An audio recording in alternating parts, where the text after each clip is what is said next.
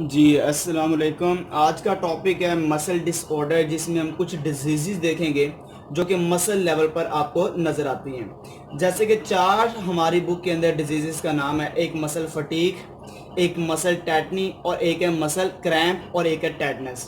तो one by one करके देखते हैं ये डिजीज़ कैसे होते हैं, इसके कौन कौन से कॉजेज़ के साथ साथ इनके कौन कौन से इफ़ेक्ट हैं। जैसे कि सबसे पहले जो आपके पास मौजूद है उसका नाम है मसल फटीक। तो पहले हम इसको डिफाइन करते हैं कि मसल फटीक होता क्या है। देखा जाए जो मसल फटीक है, मसल फटीक के अंदर जो मसल्स हैं वो काम करना छोड़ देते हैं। मतलब कि यहां पर physiological inability of muscle to contract.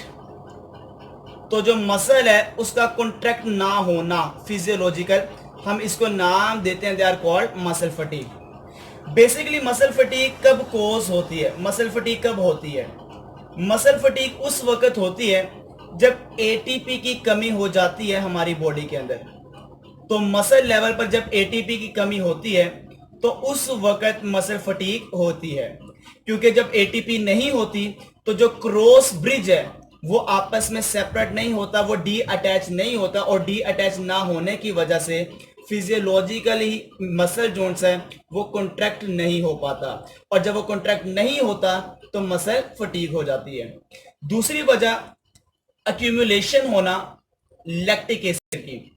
जब मसल के अंदर लैक्टिक एसिड बढ़ जाता है तो लैक्टिक एसिड के बढ़ने की वजह से मसल फटीग हो जाती है। क्योंकि लैक्टिक एसिड जब ज्यादा होता है वहां पर ड्रॉप हो जाती है, कम हो जाती है पीएच, वहां पे एसिडिक पीएच हो जाती है। जब एसिडिक पीएच हो जाती है तो वहां पर मसल कॉन्ट्रैक्ट करना छोड़ देता है। जब लैक्टिक एसिड रिमूव होगी, लैक्टिक एसिड नॉर्मल लेवल पर आएगी, जब पीएच दोबारा नॉर्मल लेवल पर आएगी, सारे एंजाइम काम करेंगे तो वहां पे दोबारा कॉन्ट्रैक्ट एबिलिटी स्टार्ट हो जाएगी। मगर लैक्टिक एसिड के ज्यादा होने की वजह से, पीएच की कमी की वजह से वहां पे मसल फटीग हो जाती है।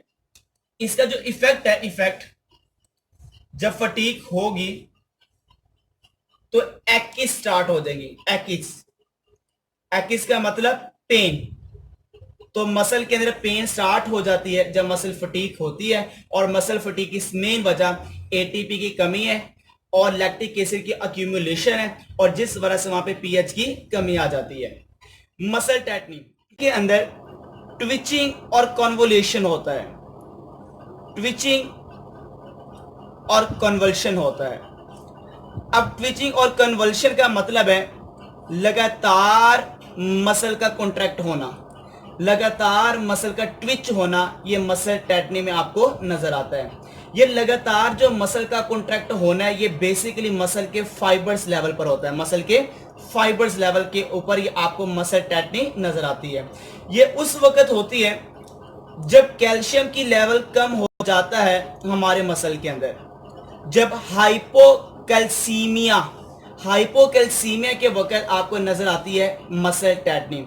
और जब कैल्शियम का लेवल कम हो जाता है तो इस वजह से एक्साइट स्टेट पर आ जाते हैं न्यूरॉन। जो एक्साइटेड स्टेट पर आपको नजर आ जाते हैं, एक्साइटेड स्टेज पर आ जाते हैं न्यूरॉन। तो न्यूरॉन का एक्साइटेड स्टेज पर आ जाना कैल्शियम की कमी की वजह से, हम इसको कहते हैं ये जो डिजीज होगी ये मसल टैटनी हो जाती है। तो एक्साइटेड स्टेज का मतलब न्यूरॉन के ऊपर लगातार नर्व इंपल्स ऊपर चलती रहती है खुद ब खुद, और वो जाती रहती है मसल के पास। आपको पता है कि मसल के पास और ग्लैंड्स के पास मोटर न्यूरॉन लेकर जाती है, और जो आपके ब्रेन की तरफ लेकर जाती है वो सेंसरी न्यूरॉन होती है। तो सेंसरी न्यूरॉन लगातार नर्व इंपल्स ब्रेन की तरफ लेकर जाएगी अब नॉर्मल, और इसी तरह अब नॉर्मल मोटर न्यूरॉन लगातार मसल के पास और मसल के साथ साथ ग्लैंड्स के पास लेकर जाएगी। अब मसल के पास जाने की वजह से लगातार मोटर न्यूरॉन का हमारे मसल के अंदर ट्विचिंग स्टार्ट हो जाती है। तो इफेक्ट क्या होगा? ट्विचिंग, लगातार मसल अकड़ते रहते हैं, और साथ ही साथ कन्वल्शन भी होती रहती है। तो कन्वल्शन और ट्विचिंग स्टार्ट हो जाती है। अगर देखा जाए, अगर ये मसल लगातार पूरी उम्र अकड़ते रहते हैं तो हम उसको कहते हैं वो मसल स्पाम्स हो चुका है। तो क्या हो चुका है? मसल स्पाम्स। तो मसल स्पाम्स का मतलब पूरी उम्र अगर मसल अकड़ते रहे तो हम उसको कहते हैं मसल स्पाम्स में चला गया है।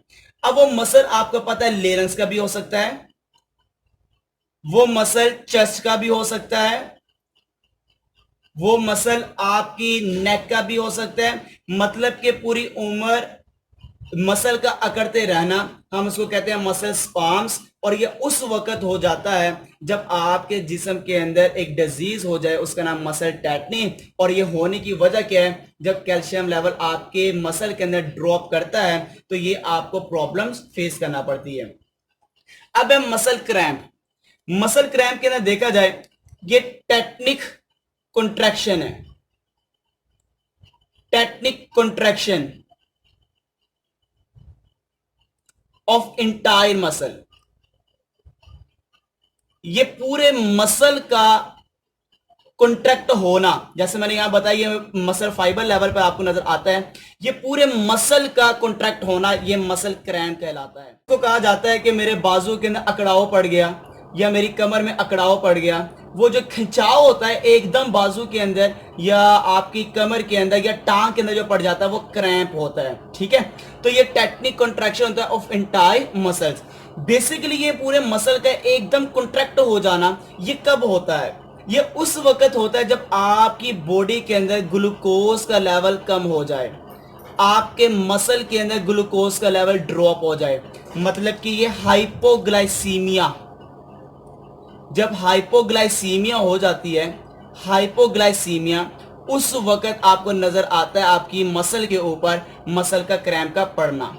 जब डिहाइड्रेशन हो जाए तो डिहाइड्रेशन की वजह से आपके मसल क्रैम्प करना शुरू कर देते हैं, अकड़ना शुरू हो जाते हैं। इसी के तरह जब डिप्लीशन हो जाए, कमी हो जाए, डिप्लीशन ऑफ इलेक्ट्रोलाइट्स, जब इलेक्ट्रोलाइट्स की आपकी बॉडी के अंदर डिप्लीशन स्टार्ट हो जाए, मतलब कि आपके बॉडी के अंदर सोडियम, पोटेशियम और इसी के साथ साथ क्लोराइड आयंस की डिप्लीशन स्टार्ट हो जाए तो आपके जिस्म में क्रैम्प पड़ना शुरू हो जाता है।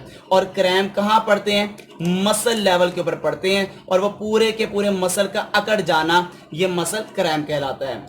आपने ये लाजमी याद रखना है, जो मसल क्रैम्प है, मसल क्रैम्प, इसके अंदर देखा जाए तो ये अक्सर औकात जब पड़ते हैं ये आफ्टर एक्सरसाइज, तो ये एक्सरसाइज के बाद भी आपको नजर आता है जिसका नाम है क्रैम्प होना। क्योंकि जब एक्सरसाइज लगाते हैं तो एकदम पानी की कमी भी आ जाती है, इलेक्ट्रोलाइट जो पानी के जरिए से पसीने के जरिए बाहर निकलते हैं और ग्लूकोज की भी कमी आ जाती है, उस वक्त कोई ना कोई मसल के ऊपर क्रैम्प पड़ जाता है। ये आपको एट नाइट, रात के वक्त भी अक्सर ग्लूकोज की कमी हो जाने की वजह से जब खाना नहीं खाया होता उस वक्त भी मसल क्रैम्प पड़ जाते हैं। ओल्ड एज में तो ये नॉर्मल होते हैं, ओल्ड एज में डाइट प्रॉपर नहीं होती तो आपको मसल क्रैम्प नजर आता है। ये याद रखना है कि जो मसल का एकदम अकड़ जाना ये फ्यू सेकंड्स भी हो सकते हैं और फ्यू सेकंड्स के साथ साथ ये याद रखना है ये आवर्स तक भी, घंटों तक भी रह सकता है। तो ये जो मसल का एकदम अकड़ जाना ये फ्यू सेकंड्स या आवर्स तक रह सकता है। और इसमें मेन चीज एक ही है कि इंसान को पेन होती है, तो इसमें भी इफेक्ट में देखा जाए तो इसमें पेन होती है मसल क्रैम्प के अंदर। अब आ जाता है मसल टेटनस। ये अक्यूट इन्फेक्शन है, अक्यूट इन्फेक्शन है। और ये जो टेटनस का कॉज है ये एक बैक्टीरिया है जिसका नाम है क्लोस्ट्रीडियम टेटनाई। बेसिकली जो क्लोस्ट्रीडियम टेटनाई है ये हॉर्स के फीसिस के अंदर मौजूद होता है, हॉर्स के डंग के अंदर ये मौजूद होता है। जैसे कि रोड के ऊपर गिरने की वजह से हम जो इंजेक्शन लगाते हैं वो टेटनस का होता है, क्योंकि रोड के ऊपर हॉर्स का डंग मौजूद होता है, इसका मतलब उसके अंदर क्लोस्ट्रीडियम टेटनाई भी मौजूद होता है। जब इंसान गिरता है तो उसके वाउंड के जरिए से क्लोस्ट्रीडियम टेटनाई उसके जिस्म में चला जाता है और कोज करता है टेटनस को। बेसिकली जो इसका इफेक्ट है वो भी बहुत ज्यादा खतरनाक है। यहाँ पे मसल स्पाम्स हो जाता है। मसल स्पाम्स का मतलब पूरी उम्र उसके मसल अकड़े रहते हैं। वो लेरेंस का भी हो सकता है, जैसे मैंने पहले बताया लेरेंस का भी हो सकता है। लेरेंस के साथ साथ वो चेस्ट का भी हो सकता है। चेस्ट का होने का मतलब कि सीधी सीधी डेथ है, वो आपके जा स्टिफ भी हो सकते हैं, जो आपके जबड़े हैं वो सख्त स्टिफ भी हो सकते हैं, जिसको जा लॉक भी कहते हैं, अकड़ जाना जबड़े का। तो ये सारे के सारे स्पाम्स में चले जाना किसी भी मसल का, तो उस वजह से इंसान की डेथ भी कोज हो सकती है। जैसे लेरेंस का पूरी उम्र अकड़ते रहना, चेस्ट का और जा का स्टिफ हो जाना, ये जो डिजीज का नाम है टेटनस। तो ये सारी डिफरेंट डिजीजेस जो कि आपने पढ़ी हैं, ये सारे के सारे मसल डिसऑर्डर हैं।